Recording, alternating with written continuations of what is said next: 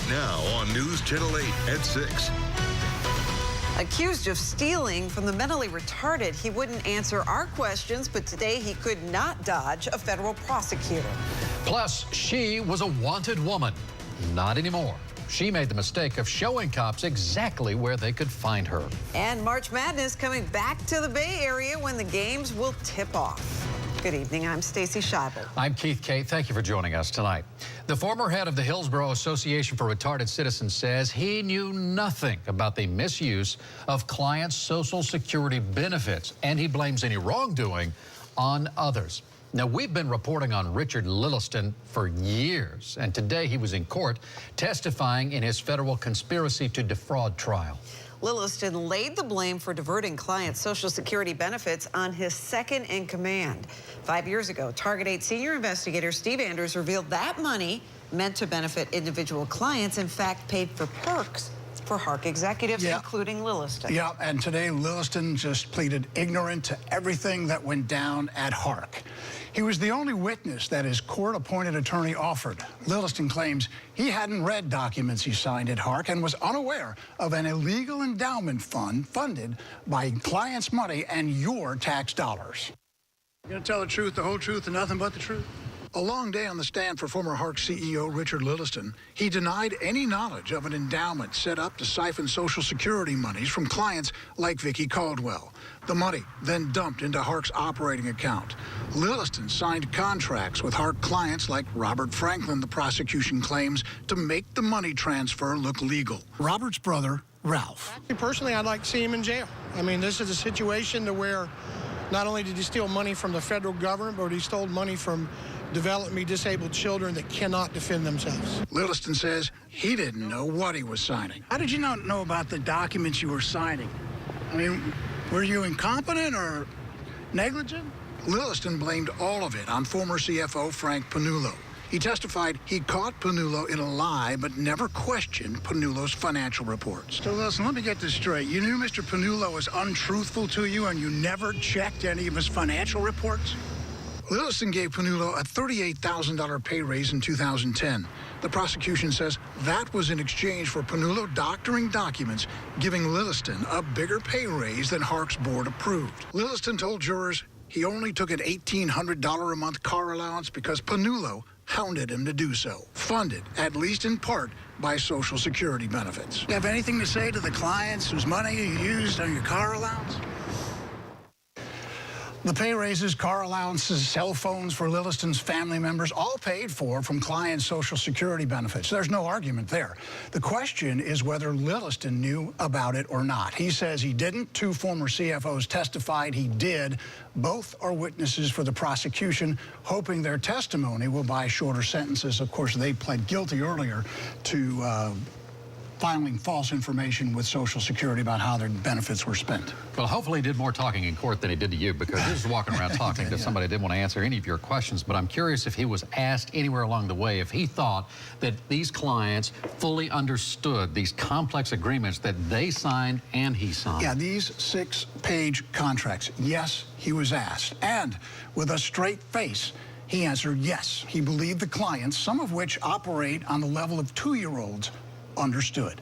Final arguments tomorrow. Good evening, I'm Stacey Scheibel. I'm Keith Kate. Thank you for joining us. First tonight, breaking news. After 5 long years at the center of multiple Target 8 investigations, the former head of the Hillsborough Association for Retarded Citizens walks out of federal court convicted.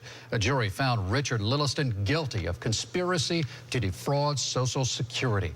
Target 8 senior investigator Steve Andrews broke this story with the help of some courageous employees and several heart-wrenching examples of betrayal. And then the feds followed Steve's reports about the theft of clients' Social Security benefits, and today, their investigation and prosecution resulted in a conviction. Guilty. Yep, guilty. We found Social Security money that was meant for clients ended up paying for Richard Lilliston's $1,800 a month car allowance, as well as an unauthorized pay raise. A jury recognized that broke the law. Are you ready to go to prison? The government charged former HARC CEO Richard Lilliston with scheming to gain access to clients' Social Security benefits, put them into a client endowment fund, and spend it as he and others saw fit, rather than follow government rules and regulations. And Mr. Lilliston, did you do anything wrong setting up this endowment for the clients? Prosecutor Jay Trezevant told jurors there's nothing wrong with setting up an endowment, but when it's meant to hide from Social Security clients' account balances, that is conspiracy. Was it meant to hide money from Social Security? The hidden client money led to hundreds of false reports submitted to the government. Did this conspiracy advance from hiding money to taking money? The government argued $75,833 of Vicky Caldwell's Social Security benefits were transferred into the account Lilliston opened in 2001. Melinda Hirsch lost $44,500. Patricia Hurlbrink's son, also a client at HARC, lost money as well. I actually would like to see him serve jail time. I don't care how little it is, but I just really think the man should be punished. The money was dumped into HARC's operating account and spent. Lilliston told jurors he knew nothing about the endowment account or what happened to clients' money. He blamed former CFOs Frank Panullo and Marcia Weiss. Did you have a role in all this? According to prosecutor Jay Trezevant, this was not an easy case. It was a complex case, and we always appreciate it when the jury takes the time to go through all the evidence. It was not an easy case to decide. For jurors, it only took a little more than 2 hours to find Lilliston guilty. Was it worth it? Richard Lilliston's offense consisted of Richard Lilliston saying he knew nothing, he did nothing, and he signed a lot of documents that he didn't read. He blamed everything on everybody else. The jury didn't buy it. Lilliston is scheduled to be sentenced September 18th. You know, in your past reports, you've described Lilliston as charismatic. Yeah. I'm guessing that his performance on the stand was not all that dynamic. Well, it wasn't, and the prosecutor pointed that out to jurors today. He pointed out that Lilliston really danced around questions, really didn't answer anything, kept denying everything.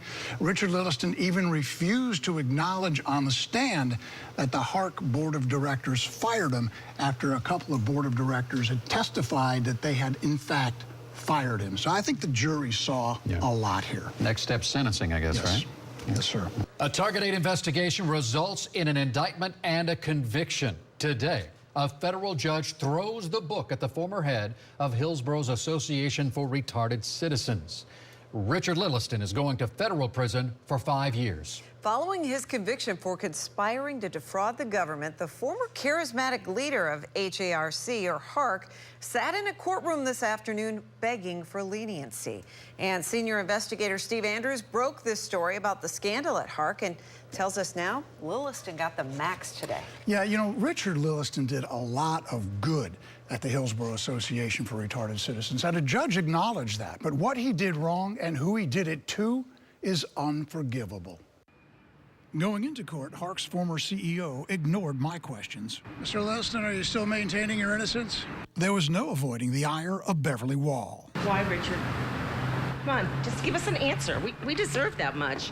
She is the sister of Linda Loveridge, one of the 70 clients Lilliston betrayed. Come on, Richard, you were a man then, be a man now. In court, Lilliston took full responsibility for a scheme that diverted the Social Security benefits for clients like Vicky Caldwell into HARC's operating account, a complete reversal from the stance he took during his April trial. Before sentencing, families of several clients let loose on Lilliston in court. I think it's the lowest of the lowest. I mean, you know, he stole from the most vulnerable people of society. Those are the people we have to protect. Lilliston asked for leniency, citing his age, 70 years old. Roland McPike is 71. His brother was also a HARC client. You know between right and wrong. These kids don't. And he took total advantage of it. A grand jury indicted Lilliston following our investigation, which revealed clients paid for his $1,800 a month car allowance, cell phones for his family, even his car insurance. The money was supposed to be used for clients. Judge James Whittemore handed Lilliston the maximum 5-year prison penalty. When will you be giving yourself up to the Bureau of Prisons? You took full responsibility for what happened in court today. Was that just to get a lighter sentence? I was really hoping he got the maximum because what he's done to people that can't do anything for themselves is really something. In addition to the 5 years, the judge ordered Lilliston repay $657,000 in restitution, the money that was wrongfully diverted from clients. Now, not all of that ended up in Lilliston's pocket, but as the judge pointed out, it's not the amount he stole, it's who he stole it from. This was the ultimate betrayal.